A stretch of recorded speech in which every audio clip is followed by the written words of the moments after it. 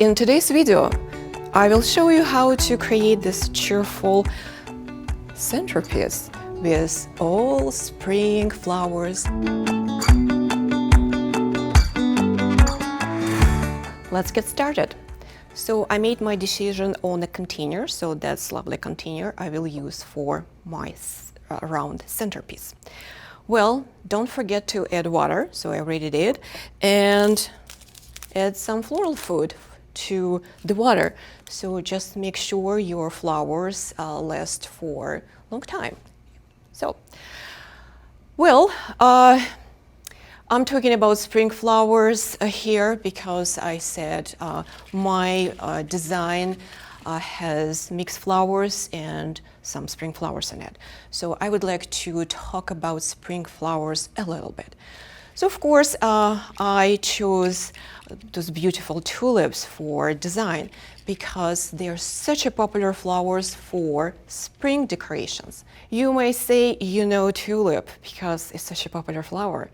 Well, unfortunately, this is quite difficult bloom to work with. After you cut your tulips and place in a design, they will continue elongate in a design. So I'm talking about this portion of the stem will be longer up to 2 inches in a period of 6-7 days.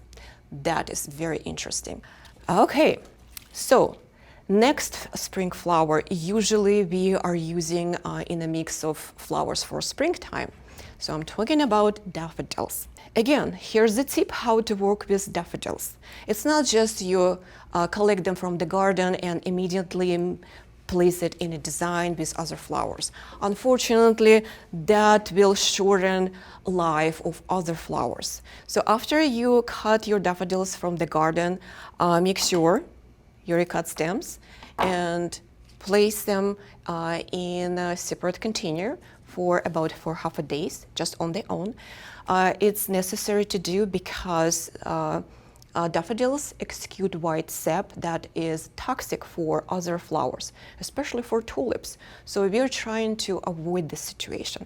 So make sure you keep them for some time alone in a different container. And after that, you can mix them with other flowers. When we are using greenery, well, I'm going to use greenery first. And it's a good idea to use different types of greenery to mix and create interest. Up to 3 different types, that's kind of rule of thumb now. And I have my Pittosporum, very gardeny. Look, I have eucalyptus that will create some sort of a line down. It's kind of dainty. And another seeded eucalyptus in this case, so that will create nice texture and the same cascading down element in the design. So let's build it. Make sure you're recutting stems. So any stem you put in a design needs to be cut on an angle, about 45-degree angle, like this. So let's just build a nest. And what I'm doing, I'm cleaning leaves from the lower portion of the stem that will sit underwater. That's important to do, so we are not growing bacteria in our water. Okay, so when I'm incorporating foliage in a design, so I'm trying to crisscross them inside the container, so that creates a nice nest for my flowers. And what's important, make sure you strip off lower leaves that will be under the water in the container, so that is prevents bacterial growth in our design.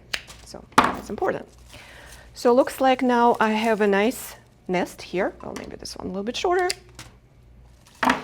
And other greeneries I will keep until the end because they mostly will provide me with a nice line, cascading line, and textural interest. So that now I have a nice base for flowers. Let's begin with adding flowers. Well, let's start with tulips. And here's a little trick how to create a symmetrical and balanced design, such a dome shape. or round design. So cut the stem and place those guys, at least 3 first, in a way they creating equilateral triangle in a design. So 3 spots, like that. That is your basic placement. Now I have a nice outline, so I can fill in with other flowers. So let's add some hellebores in between yellow. So we are spreading colors evenly everywhere, so it looks nice from all sides. What I'm trying to do here with white daffodils here. So my container is white, and I don't have any white flowers in my design. Well, I have some variegated greenery. This has a whitish color in it, but in a design, we have to connect the container with flowers. So this is why its easiest choice would be pick flowers at the same color as your container, at least few. So this is how you connect both parts in a design. And at that point, I'm just filling in spaces in between first flowers. So it's not necessarily symmetrically placement, obviously, but I'm trying to balance everything in my design. And if you have leaves that's kind of bulky at the end, don't hesitate to take them off. So it's not necessary to keep them. Okay, so looks like I have a nice base with spring flowers. Technically, I can finish the whole design with tulips and daffodils and hellebores, but I thought, well, maybe I'll incorporate few other blooms that will be nice looking here. And here I have chrysanthemums. Those are nice looking buttons. And we love those spray stems. Spray stem, it's mean multiple blooms on one stem. And what I'm doing here, cleaning lower portion of the stem from tiny blooms or leaves. Okay, and if you have a missing flower on a stem, make sure you cut it off so you don't have a empty stem. And here it goes. Let's put it here, maybe on top. Well, looks like it may be too tall. Don't hesitate, take it out and cut it again. So I'm cutting off few blooms because I'm thinking it will be too heavy looking on the top. So I'm just leaving few blooms on the top. So, and maybe lower ones can go on a lower portion of design, kind of angling. Looks like I'm done with my main flowers here. So the final few steps usually we do with pretty much majority of our designs. We are incorporating filler flowers. And in this case, I have nice statice. It actually sounds kind of funky. It sounds like it's a dried flower, but it's not. It's a brand new, fresh bloom. Looks very nice. So it creates textural interest in a design. Okay, so with a filler flower, we usually add it evenly everywhere because it's a finishing touch for our design. It helps to connect everything in a design, and if you have kind of empty spaces in a design, that will fill in. So yeah, and usually filler flowers are not that expensive, so we can spread our budget nicely. So the final touch, I will add a little bit of interesting greenery here, and that is eucalyptus. So see how nicely and elongated the stem is.